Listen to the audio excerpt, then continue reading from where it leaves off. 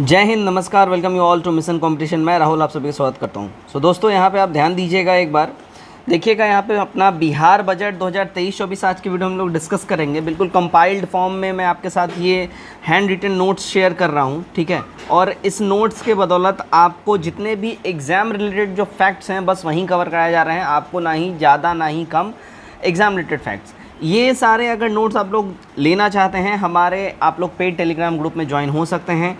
इसका 9708351194 इस नंबर के ऊपर में व्हाट्सएप पे आप लोग मैसेज करके देखिएगा। 199 का वन टाइम पेमेंट आपको करना है। यहीं पे आपको ये सारे नोट्स भी दिए जाएंगे और यहीं पे आपके 69 बीपीएससी से रिलेटेड जितने भी सेट्स हैं जो पेड कोचिंग संस्थान के होते हैं वो दिए जाएंगे। तो चलिए बिना देरी के फटाफट से हम लोग इसको करते हैं स्टार्ट, ठीक है। तो चलिए भाई देखिएगा, यहाँ से इस बार का जो बजट है अगर हम लोग इसकी बात कर लें, ठीक है, तो इस बार का बजट ध्यान दीजिएगा पेश किसने किया है। तो हमारे जो वित्त मंत्री हैं बिहार के, यहाँ पे देखिए ये जो वित्त मंत्री की बात हो रही है तो ये संबंध है बिहार से। तो बिहार के जो वित्त मंत्री हैं विजय कुमार चौधरी। अब यहाँ से ये आपका सवाल बहुत महत्वपूर्ण बन जाता है कि बिहार के वित्त मंत्री कौन है, विजय कुमार चौधरी। यहाँ से आपके वित्त मंत्री क्लियर हो गए। इनके द्वारा देखिए 28 फरवरी, ये डेट याद रखिएगा क्योंकि ये सीधा सीधा एग्जैक्ट डेट पूछ लिया जाता है एग्जाम में कि किस तारीख को पेश किया गया। तो 28 फरवरी 2023 को, है ना, इसी साल पेश किया गया। अच्छा, इस बार क्या खासियत रही है तो पिछले साल की तुलना में 10.1% जो है इसकी वृद्धि बजट आकार में हुआ है। देखिएगा नेक्स्ट हमारा देखिए यहाँ पे इस बार क्या बोल रहा है आपको 2022-23 में जो है, जो 2022-23 में लास्ट ईयर, ये लास्ट ईयर का डाटा है, ठीक है। यहाँ पे लिख लेता हूँ मैं, लास्ट ईयर का ये डाटा है। तो 2022-23 में 2,37,691 करोड़ का बजट अपना था।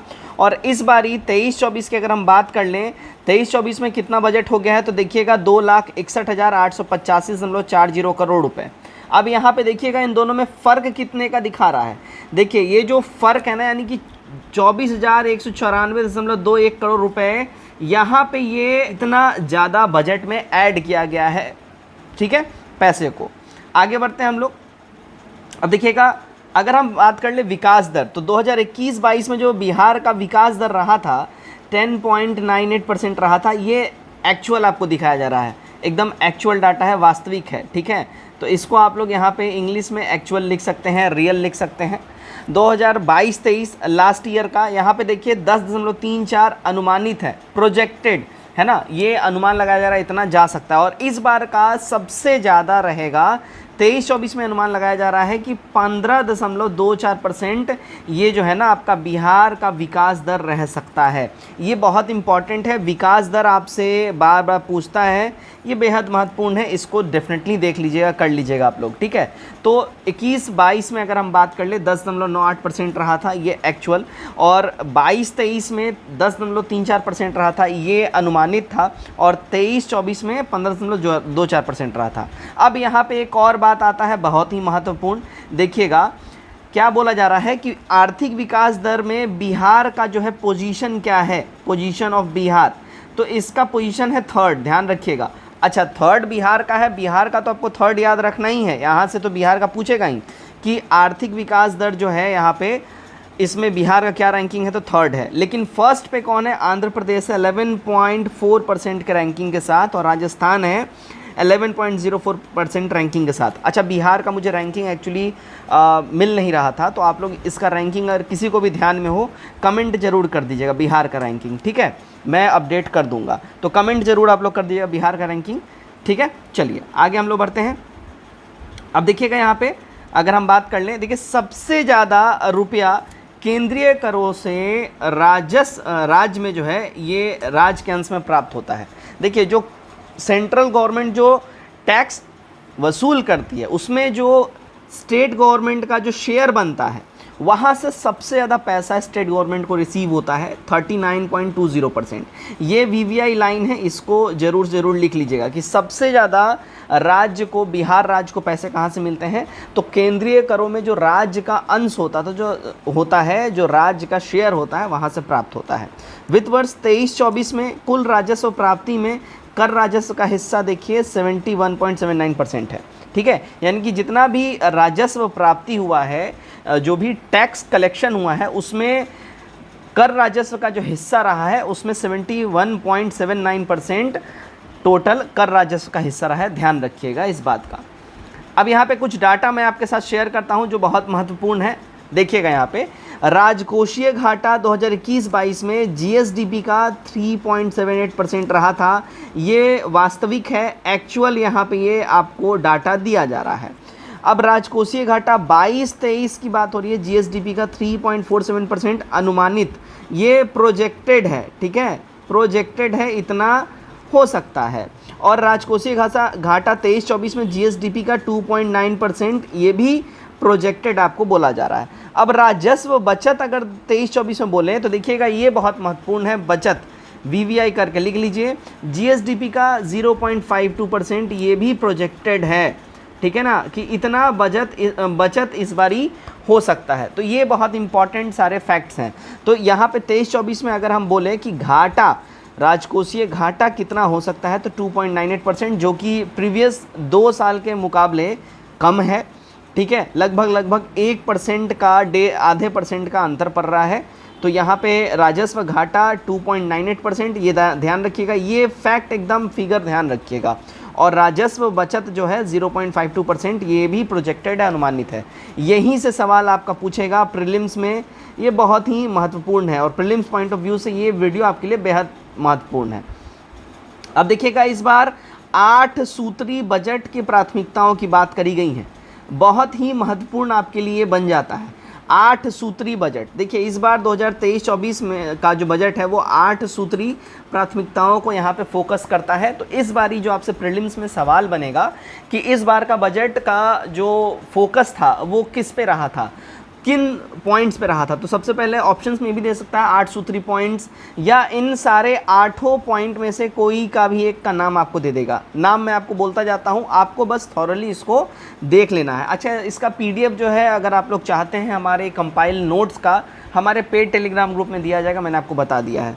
तो पहला है देखिए 8 सूत्री बजट में, देखिए युवा एवं रोजगार, ठीक है, अनवरत महिला सशक्तिकरण, उसके बाद है अल्पसंख्यक कल्याण, फिर पुलिस बल का सुदृढ़ीकरण एवं आधुनिकीकरण, ठीक है। अब इसी के तहत देखिए आपके जो बिहार एसआई का जो है वैकेंसी और इसमें रिफॉर्म्स की बातें सारे इसमें करी गई हैं। तो पुलिस बल का सुदृढ़ीकरण और आधुनिकीकरण के अंतर्गत कृषि एवं ग्रामीण विकास, ये भी इसमें ऐड है, ध्यान रखिएगा।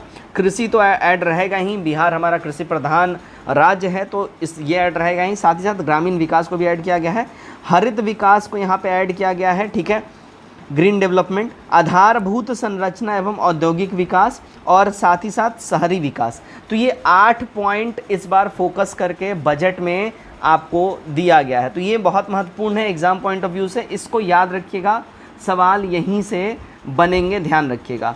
अब यहाँ पे कुछ और डाटा मैंने आपके लिए डाला है, एक बार इसको भी हम लोग देख लेते हैं, ठीक है।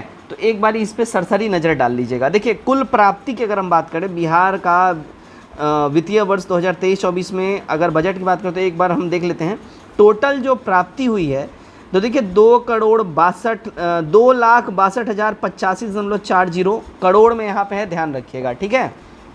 यहाँ पे लिखा नहीं है लेकिन यहाँ पे इसको करोड़ में ही आपको मान के चलना है। अब इसमें राजस्व जो प्राप्ति है वो 2,12,326.97 करोड़ रुपए है। इसमें राज्य का अपना कर जो है, जो राज्य ने अपने स्टेट टैक्स से वसूला है 49,700 करोड़। राज्य के गैर कर राजस्व जो कि सेंट्रल गवर्नमेंट के द्वारा जो इसको पेश होते हैं अंश, तो 6,511.74 करोड़। केंद्रीय करों में राज्य का हिस्सा 1,02,737.26 करोड़, और केंद्र सरकार में सहायता अनुदान जो ग्रांट्स अलग अलग जो मिलते हैं सेंट्रल गवर्नमेंट से, तो उसमें देखिए 53,370 करोड़ रुपए। पूंजीगत प्राप्तियां, उधारियां जो हैं, जो गवर्नमेंट देती है किसान वगैरह को, जो उधारियां देती है, तो उससे जो प्राप्ति है 47,451 करोड़, जबकि टोटल इन्होंने जो है पूंजीगत प्राप्तियां हुई हैं 49,758 करोड़। उसमें से ऋण की वसूली से केवल 431 करोड़ रुपए ही वसूल हुए हैं, ठीक है। अब कुल व्यय की बात कर लें तो राजस्व व्यय में देखिए टोटल कुल व्यय देखिए 2,61,885.24 करोड़ रुपए है, जिसमें राजस्व व्यय जो है 2,07,000 848 करोड़ और पूंजीगत व्यय 54,000 करोड़। तो ये टोटल यहाँ पे ओवरऑल ये डाटा है, बहुत महत्वपूर्ण है एग्जाम पॉइंट ऑफ व्यू से। अब यहाँ देखिए पैसा कहाँ से आता है, ये आपको बेहद महत्वपूर्ण है, ध्यान रखना है। देखिए सेंट्रल जो है टैक्स वसूल करता है, उसमें जो स्टेट का हिस्सा होता है उससे 39.20 करोड़ अभी हमने ऊपर डिस्कस किया था, सबसे ज़्यादा हिस्सा यहीं से आता है। फिर सेंट्रल गवर्नमेंट जो अलग अलग अनुदान देता है यानी ग्रांट्स देता है, उसके द्वारा 20.37% यहाँ पे रिसीव होता है। जो स्टेट गवर्नमेंट जो अलग अलग जो राजस्व कर वसूलती है उससे 18.96%। और लोक ऋण, ठीक है, लोक ऋण यानी कि जो स्टेट गवर्नमेंट ने जो ऋण दिए हुए हैं अपने स्टेट में अलग अलग योजनाओं के माध्यम से, उससे जो प्राप्ति होती है वो 18.82% प्राप्ति होती है।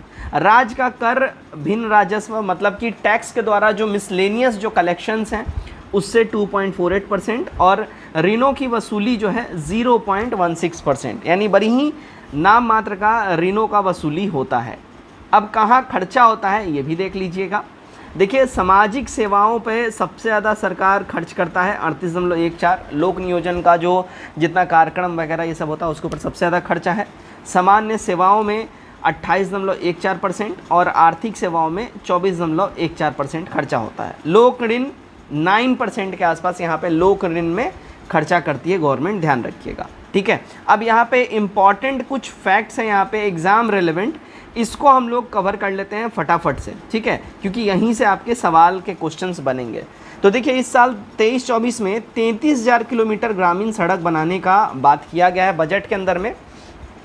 ग्रामीण और मुख्य पथों के निर्माण पर 12,371 करोड़ रुपए खर्च करे जाएंगे स्टेट गवर्नमेंट के द्वारा, ध्यान रखिएगा इस बात का। नेक्स्ट देखिए लखीसराय के कजरा और भागलपुर के पिर 35 में सोलर ऊर्जा परियोजना जल जीवन हरियाली अभियान के लिए वर्षा जल संचय करने वाला होल्डिंग टैक्स 5% में इसमें छूट मिलेगा, ठीक है। तो लखीसराय और करजा भागलपुर में फिर 35 में सोलर परियोजना का शुभारंभ होने वाला है। अब यहाँ से आपके सवाल बन सकते हैं कि सोलर परियोजना जो है बिहार के किन जिलों में स्टार्ट होने वाला है। तो भागलपुर और लखीसराय 2 स्टेट्स हैं, ध्यान रखिएगा। अच्छा, जल जीवन हरियाली अभियान के लिए अगर आप रेन का वाटर का अगर संचय करते हैं तो इसमें 5% का जो है होल्डिंग टैक्स के ऊपर छूट मिलेगा। अब होल्डिंग टैक्स क्या होता है, जो घरों के ऊपर नगर निगम लगाती है उसकी बातें हो रही हैं। पशुधन मछली पालन के लिए 525.38 करोड़ रुपए का प्रावधान किया गया है, इतना पैसा सैंक्शन किया गया है मछली पालन पशुधन के लिए।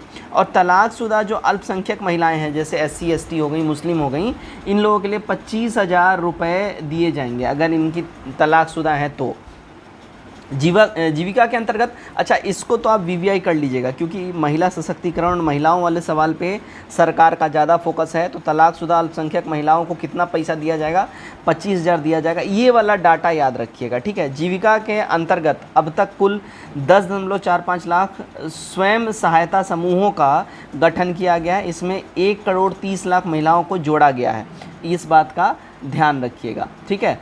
अब पुलिस विभाग की अगर हम बात कर ले, पुलिस विभाग में देखिए 75,543 पदों की मंजूरी मिल चुकी है, बहुत इंपॉर्टेंट है। यहाँ से आपका एक और न्यूज़ भी आ जाता है और एक करंट अफेयर्स भी तैयार हो जाता है। देखिए पुलिस विभाग में कितने नए पदों की स्वीकृति मिली है, तो 75,543 और नए पदों की स्वीकृति मिली है, मतलब कि यहाँ पे देखिए नियोजन होगा, बहाली होगा, ध्यान रखिएगा, बेहद महत्वपूर्ण है। स्कूलों में 40,506 प्रधान शिक्षक बहाल होंगे और इंजीनियरिंग कॉलेजों में 522 शिक्षक यहाँ पे बहाल किए जाएंगे, ठीक है। अच्छा, यहाँ पे देखिएगा बेहद महत्वपूर्ण है, 10 लाख युवाओं को रोजगार देने का यहाँ पे टारगेट रखा गया है और राज्य के टोटल 6 जगहों पर रोपवे बनाया जाएगा, ठीक है, 6 जगहों पे रोपवे बनाया जाएगा, ठीक है। अब देखिएगा यहाँ पे गया के प्रेतशिला पर्वत, डुंगेश्वरी पर्वत, ब्रह्मयोनी पर्वत और जहानाबाद के वर्णावर पर्वत, कैमूर के मुंडेश्वरी पर्वत और रोहतास के रोहतासगढ़ किले में रोपवे परियोजना का काम पूरा हो गया। अब यहाँ पे जो 6 जगहों पे जो रोपवे बनाया जाएगा, यहीं पे 6 जगह हैं, 1 2 3 4, ठीक है, ये 4 हो गया, 5 और ये 6 हो गया। तो ये टोटल 6 जगहों पे होगा, इनका नाम याद रखिए, बेहद ही महत्वपूर्ण है, यहाँ से आपका सवाल बनेगा।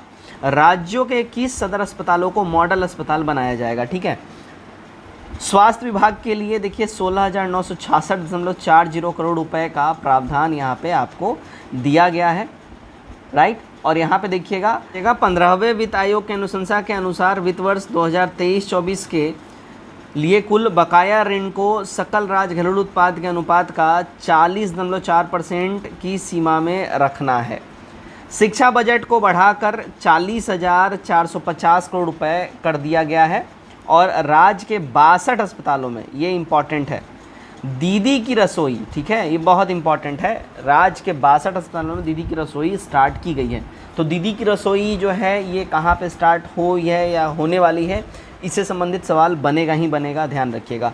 साइकिल योजना के लिए 50 करोड़ रुपए का प्रावधान किया गया है। और गया जिले के डुंगेश्वरी पर्वत पर भगवान बुद्ध की मूर्ति लगाई जाएगी। इस साल बिहार में 3 करोड़ पौधे का पौधारोपण किया जाएगा। वेरी वेरी इंपॉर्टेंट है, VVI इसको कर लीजिए, यहाँ से आपका प्रीलिम्स का सवाल बन जाएगा ये कि बिहार में इस साल कितने पौधारोपण किए जाएंगे, 3 करोड़। ठीक है, और राज्य में 17 इथेनॉल इकाइयों का निर्माण होगा, 17 इथेनॉल प्लांट्स का जो है बिहार में निर्माण होगा। दोस्तों ये था बिहार बजट से रिलेटेड सारे इंपॉर्टेंट फैक्ट्स, बिल्कुल कंपाइल्ड फॉर्म में 15 से 16 मिनट में ये पूरा आपका मैंने कंप्लीट करवा दिया है। उम्मीद करता हूँ वीडियो आप लोगों को काफ़ी अच्छा लगा होगा। कमेंट करके अपनी राय जरूर शेयर करिए, वीडियो अच्छा लगे वीडियो को भी शेयर करिए और ज़रूर अपने फीडबैक और कमेंट्स हमारे साथ शेयर करिए। धन्यवाद।